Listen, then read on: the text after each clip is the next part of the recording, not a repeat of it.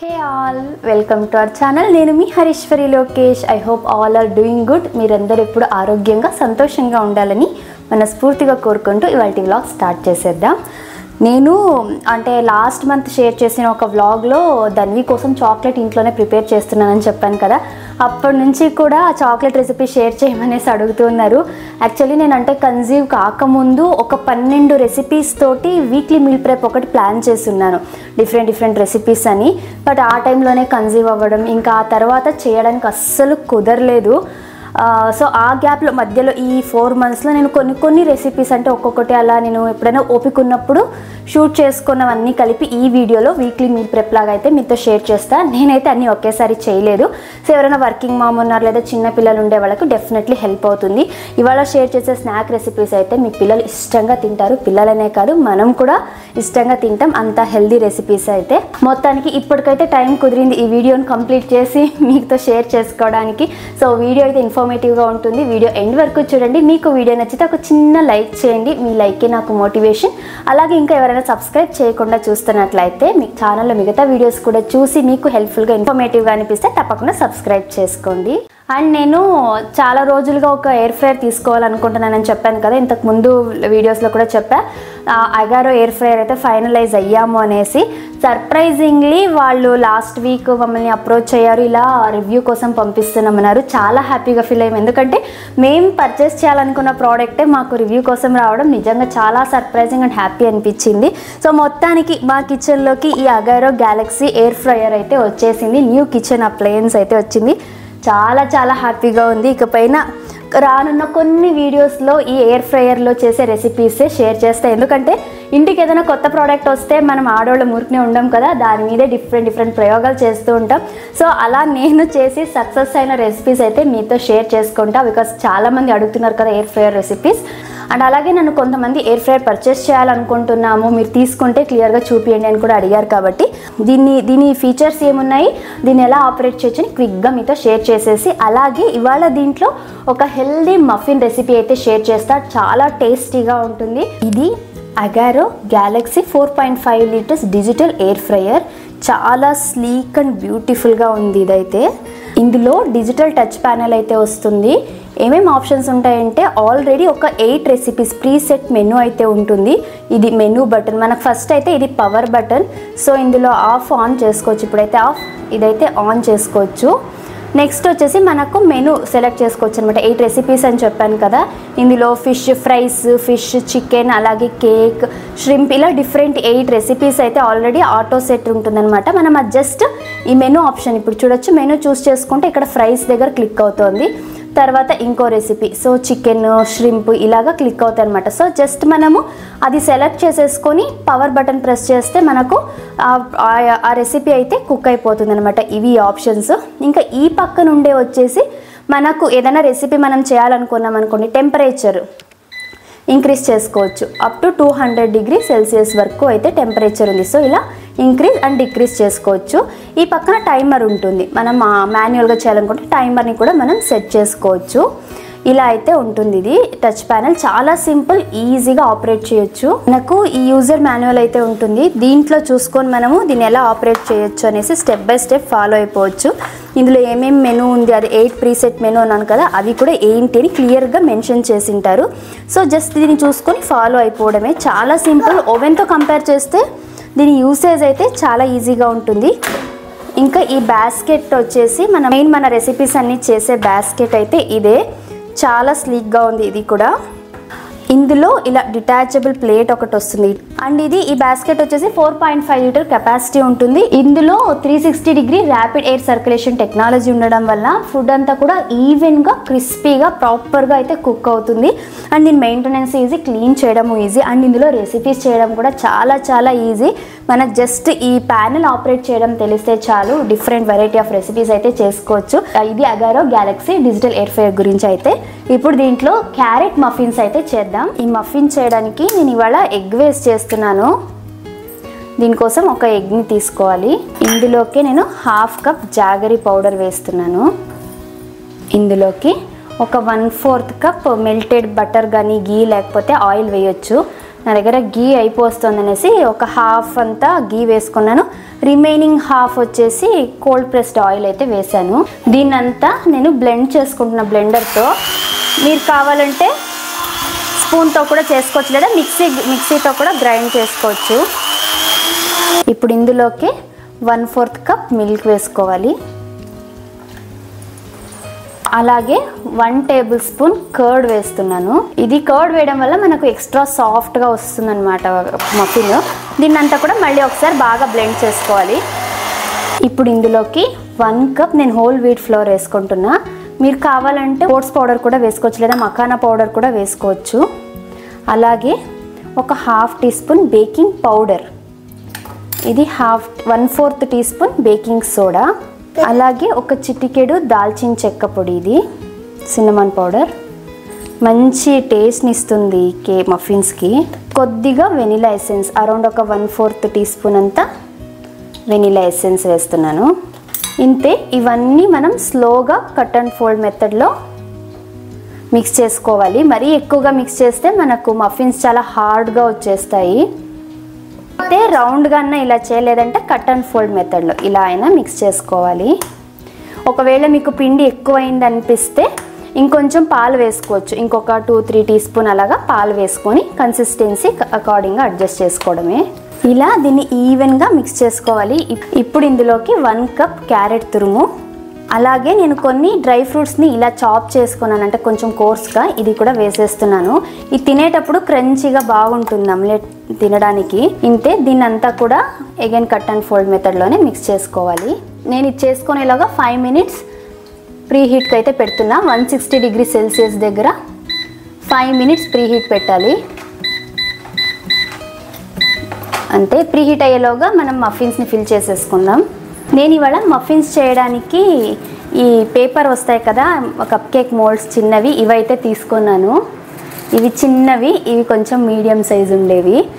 ఈ కన్సిస్టెన్సీలో ఉంటే మనకు సాఫ్ట్గా వస్తాయి మఫిన్స్ అయితే. ఇందులో జస్ట్ 3/4 వరకు వేసుకుంటే చాలు. ఇది కప్పు నిండా వచ్చేస్తుంది ఇలాగా. ఇందులోకి అయితే పెట్టేసుకున్నాను. ఆ పేపర్ కవర్ కొంచెం ఇలా వెళ్ళిపోతుంది, అందుకనేసి మళ్ళీ సిలికాన్ మోల్డ్స్ ఉన్నాయి కదా, నాది అందులోకి పెట్టేశాను. ఇప్పుడు ఇందులో పెట్టేసి టెంపరేచర్ 160 డిగ్రీ సెల్సియస్ దగ్గర 160 సెల్సియస్లో 15 మినిట్స్ అయితే బేక్ చేస్తున్నా నేను. ఇంతే. 15 మినిట్స్ అయ్యాక చూద్దాము. 15 మినిట్స్ పెట్టాను, పర్ఫెక్ట్గా బేక్ అయ్యాయి. ఇవి బేక్ అయ్యాయి లేదా అని ఎలా తెలుసుకోవచ్చు అంటే, దీన్ని జస్ట్ ఇలా హోల్డ్ చేస్తే ఇది వచ్చేయాలన్నమాట. ఇలా క్లీన్గా వచ్చేస్తే పర్ఫెక్ట్గా బేక్ అయినట్టు. లేదా ఒక టూత్ పిక్ వచ్చినా కూడా వచ్చే. లోపల ఇంకా ఏదన్నా మాయిస్ట్గా ఉంది అంటే ఇంకో 2-3 మినిట్స్ బేక్ చేసుకుంటే సరిపోతుంది. ఇవైతే పర్ఫెక్ట్గా బేక్ అయిపోయాయి. చూడొచ్చు అసలు ఎంత సాఫ్ట్గా వచ్చాయో. చాలా సాఫ్ట్గా ఉంది. పైనేమో లైట్ క్రిస్పీగా ఉంది, లోపల సాఫ్ట్గా ఉంది. లోపల కూడా చాలా మాయిస్ట్గా ఉంది, ప్రాపర్గా ఈవెన్గా కుక్ అయింది. చిన్నది కూడా భలే క్యూట్గా వచ్చింది అసలు. ఇక్కడ చూడు. అండ్ ఇంకొకటి చాలా మాయిస్ట్గా సాఫ్ట్గా చాలా బాగుంది. మీరు కూడా ఈ రెసిపీ తప్పకుండా ట్రై చేయండి. అండ్ మీరు కూడా ఎవరైనా పర్చేస్ చేయాలనుకుంటే నేను ఈ అగారో ఎయిర్ ఫ్రైయర్ని హైలీ రికమెండ్ చేస్తాను. రెసిపీస్ నేను ఇంతకుముందు కూడా కొన్ని ట్రై చేసా, బాగా వచ్చాయి. ఇవాళ మఫిన్ కూడా ఫస్ట్ టైం మఫిన్ అయితే చాలా బాగా వచ్చాయి. నేను ఈ ప్రోడక్ట్ లింక్ కూడా డిస్క్రిప్షన్లో ఇస్తాను, ఇంట్రెస్ట్ ఉన్న వాళ్ళు ఒకసారి చెక్ చేయండి. ఈ ఎయిర్ ఫ్రైయర్లో రెసిపీస్ చేయడం అయిపోయాక ఈ బాస్కెట్ అండ్ ట్రే క్లీన్ చేయడం చాలా ఈజీనే. ఈ ట్రేకి కొద్దిగా డిష్ లిక్విడ్ వేసి సాఫ్ట్ స్పాంజ్ తోటి మనం స్క్రబ్ చేసుకొని వాటర్తో క్లీన్ చేసుకుంటే క్లీన్ అయిపోతుంది. అలాగే బాస్కెట్ని కూడా సేమ్ అలాగే కొద్దిగా డిష్ లిక్విడ్ వేసేసి లైట్గా స్క్రబ్ చేసి వాటర్తో క్లీన్ చేసుకోవడమే. ఇలా వాటర్తో క్లీన్ చేశాక ఒక డ్రై క్లాత్ తోటి కంప్లీట్గా తుడిచేసుకుంటే మనకు ఈ బాస్కెట్ అండ్ ట్రే రెండు కూడా క్లీన్ అయిపోతుంది. మన సౌత్ ఇండియన్ ఫ్యామిలీస్లో రెగ్యులర్గా బ్రేక్ఫాస్ట్కి ఇడ్లీ దోశ చేసుకుంటూనే ఉంటాం కదా. ఎప్పుడూ చేసుకునేలాగా బియ్యంతో కాకోకుండా ఇవాళ ఒక హెల్దీ మిల్లెట్ దోశ బ్యాటర్ ఎలా ప్రిపేర్ చేయాలో మీతో షేర్ చేస్తాను. ఇది ఓన్లీ దోశకనే కాదు, ఇడ్లీ, దోశ, పొంగనాలు, ఊతప్పం అన్నిటికి కూడా ఒక్క బ్యాటర్ సరిపోతుంది. దీనికోసము ఒక బౌల్లో 1 కప్ ఫాక్స్టైల్ మిల్లెట్ తీసుకుంటున్నా. మన కొర్రలు వస్తాయి కదా, ఇవి చాలా మంచిది మన హెల్త్కి. దీంతో పాటు 1/4 కప్ రెడ్ రైస్, 1/4 కప్ నేను ఇడ్లీ రైస్ తీసుకుంటున్నాను. ఇడ్లీ రైస్ లేదంటే నార్మల్ మనం కుక్ చేసుకునే రైస్ కూడా వేయొచ్చు. అలాగే ఒక 1/2 కప్ మినప్పప్పు, నేను ఇవి హోల్ మినప్పప్పు తీసుకుంటున్నాను. సో ఒక 1/2 కప్ అయితే వేస్తున్నాను. అలాగే కొద్దిగా ఒక 1 to 2 టీ స్పూన్ అంతా పచ్చిశనగపప్పు కూడా వేస్తున్నాను. పచ్చిశనగపప్పు వేయడం వల్ల సాఫ్ట్నెస్ అనేది వస్తుంది. దీంతోపాటు ఒక 1 టీ స్పూన్ అంతా మెంతులు వేయడం వల్ల మనకు దోశ మంచి కలర్ వస్తుంది, డైజెషన్కి కూడా చాలా మంచిది. ఇంతే, ఇవన్నీ బాగా ఒక 4-5 సార్లు అయినా వాష్ చేసేసి మినిమం ఒక 8 to 10 అవర్స్ అయినా సోక్ చేయడానికి పెట్టాలి. నేను మార్నింగే సోక్ చేశాను, ఇంకా నైట్ పడుకోబోయే ముందు దీన్ని గ్రైండ్ చేసి పెడుతున్నాను. ఇలా సోక్ చేసిన దానిలోంచి ఒకసారి బాగా వాష్ చేసి వాటర్ అంతా కూడా వంపేయాలి. ఇలా చేయడం వల్ల దీంట్లో ఉన్న యాంటీ న్యూట్రియంట్స్ అన్నీ కూడా వెళ్ళిపోతాయి. ఇప్పుడు దీన్ని ఒక మిక్సీ జార్లోకి ట్రాన్స్ఫర్ చేసుకొని కొద్దిగా వాటర్ వేసుకొని బాగా మెత్తగా గ్రైండ్ చేసి తీసుకోవాలి. లేదా గ్రైండర్కి వేపిస్తామంటే మరీ మంచిదే, బాగా మెత్తగా వస్తుంది. ఇలా గ్రైండ్ చేసుకున్న దాంట్లోకి మనం ఇలా గ్రైండ్ చేసుకున్న తర్వాత ఓవర్ నైట్ దానిపైన ఏదైనా బరువు పెట్టి అలా పెట్టేస్తే ఫర్మెంట్ అవుతుంది. చలికాలంలో వర్షాకాలంలో ఫర్మెంట్ అవ్వదు అనుకున్నప్పుడు ఇందులోకి కొంచెం ఉప్పు వేసేసి బాగా మిక్స్ చేసి మూత పెట్టి పైన ఏదైనా వెయిట్ పెట్టామంటే దాంట్లో ఆ వేడికే బాగా ఫర్మెంట్ అవుతుంది.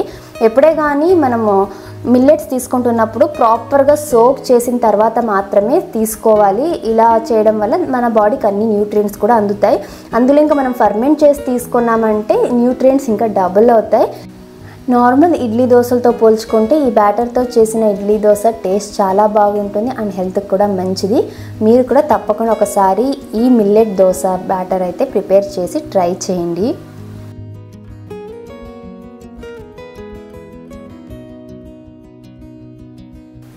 నెక్స్ట్ రెసిపీ వచ్చేసి మన పిల్లలందరి ఫేవరెట్ చాక్లెట్ రెసిపీ. ఈ చాక్లెట్స్ ఇష్టపడని పిల్లలంటూ ఎవ్వరు ఉండరు కదా, కానీ బయట షాప్లో దొరికేవి హెల్త్కి అస్సలు మంచిది కాదు. సో మనం ఇంట్లోనే సింపుల్గా హెల్దీ చాక్లెట్స్ ఎలా ప్రిపేర్ చేయాలో మీతో రెసిపీ అయితే షేర్ చేస్తాను.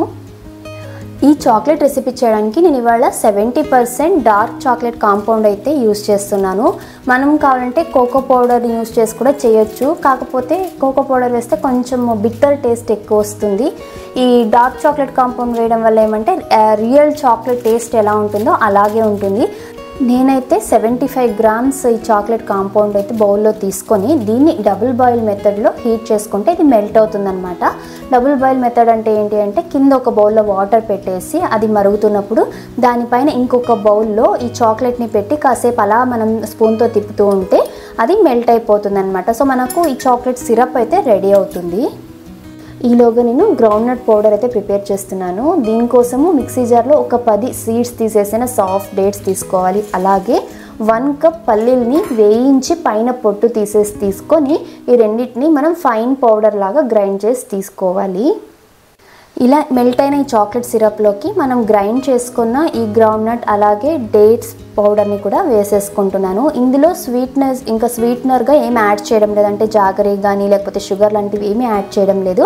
జస్ట్ ఆ డేట్ స్వీట్నెస్సే సరిపోతుంది. అండ్ మేము ధన్వికి ఎక్కువ స్వీట్స్ కూడా ఇవ్వమంటే అంత స్వీట్గా ఏది చేయను, ఏ రెసిపీ చేసినా చాలా మైల్డ్ స్వీట్ ఉండేలాగానే చేస్తాను. సో ఇదంతా ఒకసారి ఆ షుగర్ సిరప్లో మిక్స్ చేసేసుకొని ఫైనల్గా ఒక 1 టీ స్పూన్ నెయ్యి వేసేసి అంత ఈవెన్గా మిక్స్ చేసేసుకోవాలి. ఈ నెయ్యి వేయడం వల్ల మంచి గ్లాజీ ఫినిష్ అయితే వస్తుంది. అలాగే ఇదంతా ప్రాపర్గా బైండ్ అయిపోతుంది. ఇప్పుడు చూసుకోవచ్చు, బాగా మనం లడ్డు లాగా చుడితే హోల్డ్ చేసుకోవాలి, అలా ఉంటే సరిపోతుంది. ఇంకా మీకు పొడి లాగా ఉంది అంటే ఇంకొంచెం నెయ్యి వేసుకుంటే సరిపోతుంది. ఇంతే సింపుల్గా చాలా తక్కువ ఇంగ్రీడియంట్స్తో మనకు చాక్లెట్ మిక్స్ అయితే రెడీ అయిపోయింది. ఇప్పుడు దీన్ని ఏదైనా సిలికాన్ మోల్డ్ ఉంటే మన దగ్గర క్యూట్గా ఇప్పుడు చాలా డిఫరెంట్ షేప్స్ ఉన్న మోల్డ్స్ వస్తున్నాయి కదా, ఇలాంటివి దీనిలో మనం చాక్లెట్ మిక్స్ని వేసి బాగా టైట్గా ప్రెస్ చేసేస్తే మంచి క్యూట్ షేప్స్ అయితే వస్తాయి, పిల్లలు ఇష్టంగా తింటారు. ఒకవేళ ఇలాంటి సిలికాన్ మోల్డ్ లేదు అంటే ఏదైనా బౌల్లో కానీ లేకపోతే సింపుల్గా ప్లేట్లో కానీ కింద బటర్ పేపర్ వేసేసి ఈ చాక్లెట్ మిక్స్ని కూడా వేసి మనకు ఎంత థిక్నెస్లో కావాలో అంత థిక్నెస్లో మనం దీన్ని ఒక లేయర్ లాగా చేసుకొని బాగా టైట్గా ప్రెస్ చేసుకోవాలి. ఒకవేళ బటర్ పేపర్ కూడా లేదు అంటే ప్లేట్లోకి నెయ్యి అప్లై చేసేసి సేమ్ ఇలాగనే థిక్గా ఒక లేయర్ లాగా మనకు కావాల్సిన థిక్నెస్లో స్ప్రెడ్ చేసుకుంటే చాక్లెట్స్ అయితే రెడీ అయిపోతాయి. నేను ఇవాళ ఈ బ్రెడ్ బేకింగ్ టిన్ ఉంది కదా, దీంట్లో అయితే చేస్తున్నాను ఈవెన్గా వస్తుందనేసి. ఇలా ప్రిపేర్ చేసిన వీటిని నేను ఒక హాఫ్ అన్ అవర్ ఫ్రీజర్లో పెట్టాను. లేదు అంటే ఒక 1 to 2 hours ఫ్రిడ్జ్లో పెట్టినా కూడా ఇలా గట్టిగా అయిపోతాయి. ఇది చాక్లెట్ కాంపౌండ్ యూస్ చేసి ఉంటాం కాబట్టి మంచిగా చాక్లెట్ ఎలా ఉంటుందో అలా అంత గట్టిగా అయితే వస్తాయి. చాలా బాగుంటాయి చాక్లెట్స్ అయితే. చేయడం చాలా సింపుల్ కదా. ఈ షేప్స్ చూడండి ఎంత క్యూట్గా ఉన్నాయో, చూస్తుంటేనే తినేయాలన్నంత క్యూట్గా ఉన్నాయి. ఇంకా మన పిల్లలు వదులుతారా? చల్లగా ఉంది చాలా.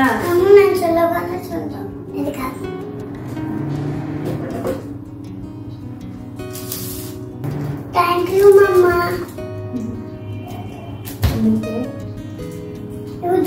మా తల్లి నేను ఏదైనా ఇలా చేస్తున్నానంటే కిచెన్లోంచి అస్సలు ఒక్క సెకండ్ కూడా కదలదు. అది అయ్యేలోగానే సగం తినేయాలి, ఖాళీ చేయాలంటుంది. ఇంకా నేను మోల్డ్లో చేశాను కదా, ఇది కూడా ఇలా పీసెస్గా కట్ చేశాను. కావాలంటే అలా పెద్దగా చాకోబార్స్ లాగా కూడా పెట్టుకోవచ్చు. పిల్లల కోసం అన్నప్పుడు చిన్న చిన్న పీసెస్గా కట్ చేస్తే మేలు. ఎందుకంటే వాళ్ళు పదే అడుగుతూ ఉంటారు కదా. పెద్దవి ఇచ్చామంటే ఆ క్వాంటిటీ ఎక్కువైపోతుంది. సో చిన్నవి అయితే మనం రోజులో ఒక 2-3 అయినా కూడా ఇవ్వచ్చు అనేసి నేను చిన్నగా కట్ చేశాను. ఇంతే, చాలా సింపుల్గా అండ్ చాలా క్విక్గా తక్కువ ఇంగ్రీడియంట్స్తో ఇంట్లోనే హెల్తీగా చాక్లెట్స్ అయితే ప్రిపేర్ చేయొచ్చు. దీంతో పాటు మనము డ్రై ఫ్రూట్స్ వేసి కూడా చేయొచ్చు, అలాగే మిల్లెట్స్ తోటి కూడా చేయొచ్చు. నేను అప్కమింగ్ వ్లాగ్స్లో అవి కూడా షేర్ చేస్తాను. ఇవి మనం ఇలా ఎయిర్టైట్ కంటైనర్లో స్టోర్ చేసుకుంటే 1 month వరకు హ్యాపీగా ఫ్రిడ్జ్లో స్టోర్ చేయొచ్చు. చాక్లెట్ వేసింటాం కాబట్టి బయట పెడితే కరిగిపోతుంది. ఇంకా నెక్స్ట్ స్నాక్ వచ్చేసి మా ఇంట్లో అందరి ఫేవరెట్ పల్లీ కట్లీ. ఇది సేమ్ కాజు కట్లీ టేస్ట్ తోటే ఉంటుంది. చేయడం చాలా సింపుల్గా, అతి తక్కువ ఇంగ్రీడియంట్స్తో. యాక్చువల్గా కొంచెం ఎక్కువ చేద్దామని నేను 2 కప్పుల పల్లీల్ని వేయించి పొట్టు తీసి పెట్టున్నాను. నిన్న కుదరలేదు. ఇవాళ చూస్తే అందులో 1 కప్పే ఉన్నాయి. ఇంకా 1 కప్ ఏమైందంటే మా ధన్వి తినేసింది. అంత ఇష్టం తనకు ఈ పల్లీలంటే. ఇంకా ఒక 1 కప్ పల్లీలకి పొట్టు తీసేసి మిక్సీ జార్లో వేసుకొని ఒక 1/4 కప్ మిల్క్ పౌడర్ వేసుకుంటున్నాను. అలాగే ఒక యాలకుల్ని కూడా వేసి ఫైన్ పౌడర్ లాగా గ్రైండ్ చేసి తీసుకోవాలి. దీంట్లోకి మిల్క్ పౌడర్ ఆప్షనల్, బట్ వేయడం వల్ల ఏమంటే ఈ మామూలుగా పల్లీలతో చేస్తే బర్ఫీ లాగా వస్తుంది కదా, అలా కాకుండా కట్లీ లాగా కావాలంటే ఆ పల్లీలు ఫ్లేవర్ డామినేట్ అవ్వకుండా ఈ మిల్క్ పౌడర్ అనేది బ్యాలెన్స్ చేస్తుంది. అందుకోసమే మిల్క్ పౌడర్ వేస్తాను. ఇది కూడా ఆర్గానిక్ది. నేను దాని లింక్ కూడా షేర్ చేస్తాను, లేదా ప్రోడక్ట్ అవైలబుల్ ఉంటే ట్యాగ్ చేస్తాను, ఒకసారి చెక్ చేయండి. దీన్ని బాగా ఫైన్ పౌడర్లా గ్రైండ్ చేసుకున్నాక ఇంకొక కడాయిలో నేను 1/4 కప్ షుగర్ తీసుకుంటున్నా. దానికి 1/4 కప్ వాటర్ వేసి ఇలా జస్ట్ తీగ పాకం రావాలి, మరీ ఎక్కువ పాకంలాగా అవ్వకూడదు. లైట్గా తీగ పాకం వస్తే సరిపోతుంది. ఈ ప్రతిసారి కూడా నేను ఈ పల్లీ కట్లీని బెల్లంతో చేసేదాన్ని, కొంచెం మరి బర్ఫీ టేస్టే వచ్చేది. సరే చూద్దాం, ఈసారి షుగర్ వేసి చూద్దాము ఎలా వస్తుంది, ఏమైనా టేస్ట్ చేంజ్ వస్తుందా అనేసి షుగర్ తోటి ప్రయోగం చేస్తున్నా. ఫస్ట్ టైం షుగర్ వేసి చేయడం కూడా. జనరలీ మా ఇంట్లో షుగర్ దేనికి వాడము, చాలా రేర్. ఇంకా ఎవరైనా వస్తే టీ కాఫీల కోసమనే షుగర్ తెప్పించి పెట్టుకొని ఉంటా. అందరూ బెల్లంతో ఇష్టపడరు కదా అనేసి. సో కొంచెం షుగర్ ఉంటే అది వేసి చేస్తున్నా. ఇలా కొంచెం తీగ పాకం వచ్చిన తర్వాత ఇందులోకి మనం ముందుగా గ్రైండ్ చేసి పెట్టుకున్న ఈ పౌడర్ని కూడా వేసి బాగా అంతా మిక్స్ చేసుకోవాలి. మనకు ఈ కట్లీ టెక్స్చర్ ఫైన్గా రావాలి అనుకుంటే జల్లెడ పట్టించుకొని ఇంకా ఏమైనా కోర్స్గా ఉంటే మళ్ళీ ఇంకోసారి గ్రైండ్ చేసి ఫైన్ పౌడర్గా వేసుకోవచ్చు. మా ఇంట్లో కొంచెం కోర్స్ టెక్స్చర్ ఉంటే, అంటే అలా తినేటప్పుడు కొద్దిగా పంటి కింద తగిలేలాగా లైట్గా కోర్స్ టెక్స్చర్ ఉంటే ఇష్టంగా తింటారు, బాగుంటుంది అంటారు అనేసి నేను ఏం జల్లెడ పట్టించలేదు, అలాగే వేసుకున్నాను. ఇలా అంతా కలుపుకున్న తర్వాత ఫైనల్గా ఒక 2 టీ స్పూన్ అంతా నెయ్యి వేసుకొని అంతా బాగా ఇలా దగ్గరకు వచ్చేంత వరకు మిక్స్ చేసుకోవాలి. మామూలుగా నాన్ స్టిక్ వాటిలలో అయితే అస్సలు ఏమాత్రం కూడా అతుక్కోకుండా వస్తుంది. బట్ క్యాస్ట్ ఐరన్ కానీ స్టీల్ ఏవైనా సరే లో ఫ్లేమ్లో పెట్టి చేసుకుంటూ ఉంటే కొంచెం టైం పట్టొచ్చు, బట్ అతుక్కోకుండా అయితే ఉంటుంది. ఒకవేళ ఇలా కలుపుకోలేదంటే మాడిపోతుంది, టేస్ట్ అస్సలు బాగోదు. ఇలా అంతా దగ్గరకు వచ్చి మనకి ఈ టెక్స్చర్ వచ్చాక స్టవ్ ఆఫ్ చేసేసుకొని దీన్ని చల్లారక ముందే మనం ఒక బటర్ పేపర్ పైన కొద్దిగా నెయ్యి కానీ లేకపోతే బటర్ని కానీ అప్లై చేసుకొని ఇది వేడిగా ఉన్నప్పుడే దీన్ని ఆ బటర్ పేపర్ తోటి బాగా అంతా రోల్ లాగా చేసుకోవాలి, అంటే ఒకలాగా అంతా కలుపుకోవాలి. ఇలా చేయడం వల్ల ఏమంటే మంచి సాఫ్ట్ టెక్స్చర్ వస్తుంది. అలాగే వదిలేసామంటే పగుళ్ళు వచ్చేస్తుంది, మనకు పీసెస్గా కట్ చేయడానికి రాదు, తినడానికి అంత బాగా అనిపించదు. కాబట్టి ఈ ప్రాసెస్ ఇది కొద్దిగా చల్లగా అయ్యేంత వరకు కూడా ఈ బటర్ పేపర్లోనే మనం ఇలా చేస్తే కొంచెం ఇలా చేసేసి కొద్దిసేపు వదిలేయాలి, అది సెట్ అవుతుంది. సెట్ అయిన తర్వాత దీనిపైన ఇంకొక బటర్ పేపర్ పెట్టేసి రోల్ లాగా చపాతీ కర్రతోటి మనకి ఎంత థిక్నెస్లో కావాలి కట్లీలు ఆ థిక్నెస్లో రోల్ చేసుకొని ఇంకా మనం కట్ చేసుకోవడమే. నేను పర్ఫెక్ట్ షేప్ రావాలి అనేసి స్కేల్తో చేస్తున్నా, లేకపోతే కొంచెం వంకర టింకరగా వచ్చేస్తాయి అలా కట్ చేసేటప్పుడు. ఇవేం రెగ్యులర్గా చేయం కదా, మనకు ప్రాక్టీస్ ఉండడానికి, అందుకే కొద్దిగా పర్ఫెక్ట్గా రాని అనేసి చేస్తున్నా. ఎడ్జెస్ అంతా కట్ చేసేసాను నేను, కొంచెం షేప్ బాగుండని. ఆ కట్ చేసిన ఎడ్జెస్ అన్నీ కూడా ఇప్పుడు నేను చేసేటప్పుడే మా ధన్వి తినేస్తుంది, సో ప్రాబ్లం ఏం లేదు. మీకు చెప్పాను కదా కొంచెం సాఫ్ట్ టెక్స్చర్ రావాలి అంటే జల్లెడ పట్టించి చేసుకోండి. పర్ఫెక్ట్గా మనకు షాప్లో దొరికే కాజు కట్లీ ఎలా ఉంటుందో అలాగే ఉంటుంది. దీనిపైన కావాలంటే మనము డ్రై ఫ్రూట్స్ని చాప్ చేసి వేయచ్చు, లేదా సిల్వర్ ఫాయిల్ వేసామంటే ఇంకా షాప్లో తెచ్చాము అని చెప్తే ఎవరైనా నమ్మేస్తారు, అలా ఉంటాయి. చూడొచ్చు ఎంత పర్ఫెక్ట్ షేప్ వచ్చాయో, టేస్ట్ కూడా చాలా బాగుంటుంది. మీరు ఇంకా తీపి ఎక్కువ తినేవాళ్ళైతే ఇంకొంచెం స్వీట్ అంటే షుగర్ ఎక్కువ యాడ్ చేసుకోండి. నేను 1 కప్కి 1/4 కప్ వేసాను, మీరు కావాలంటే 1/2 కప్ కూడా వేసుకోవచ్చు. ఇంతే, చాలా సింపుల్గా మనకు పల్లీ కట్లీ అయితే రెడీ. దీన్ని మనం బయటే హ్యాపీగా 15 to 20 days స్టోర్ చేయొచ్చు. చిన్నపిల్లలు అయితే ఇష్టంగా తింటారు. ఇంకా నెక్స్ట్ మీల్ ప్రిప్ వచ్చేసి హోమ్ మేడ్కి నేను ఆల్రెడీ కొన్ని వీడియోస్లో నేను ఎలా ప్రిపేర్ చేస్తానని షేర్ చేశాను. బట్ కొత్తగా వచ్చే వ్యూవర్స్ కొన్ని డౌట్స్ అయితే అడుగుతున్నారు, సో ఇవాళైతే మీకు ఆ డౌట్స్ అన్ని క్లియర్ చేస్తాను.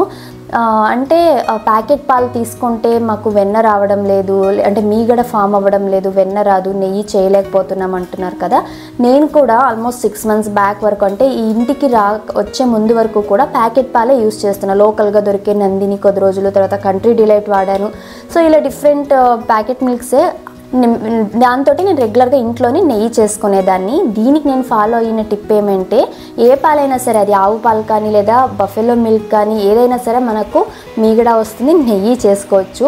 మనము పాలు ఫ్రెష్ మిల్క్ తీసుకుంటాం కదా, దాన్ని వేడి చేసేటప్పుడు లో ఫ్లేమ్లో పెట్టి వేడి చేయాలి, బాగా పొంగు వచ్చేంత వరకు. ఇది కంప్లీట్గా చల్లగా అయిన తర్వాత ఫ్రిడ్జ్లో మూత పెట్టకుండా దాన్ని అలాగే ఓపెన్గానే పెట్టాలన్నమాట. మనం మూత పెట్టి పెట్టామంటే మీగడ అస్సలు ఫామ్ అవ్వదు. అలా ఓపెన్గా పెడితేనే ఆ చల్లగా ఉండే గాలి తగిలినప్పుడు మీగడ కొంచెం థిక్గా ఫామ్ అవుతుంది.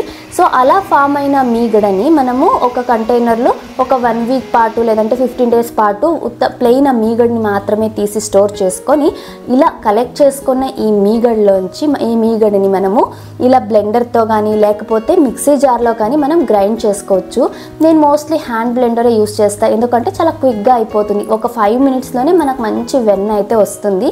ఒకవేళ మిక్సీ జార్లో గ్రైండ్ చేయాలి అనుకుంటే దగ్గర ఒక 15 to 20 minutes అయితే తీసుకుంటుంది. ఇనిషియల్లీ ఏమవుతుందంటే ఈ మీగడతో మనం గ్రైండ్ చేస్తున్నప్పుడు అంతా ఒకలాగా పాలలాగా వచ్చేస్తుంది, అయ్యో మీగడే రాలేదనుకుంటాం కదా.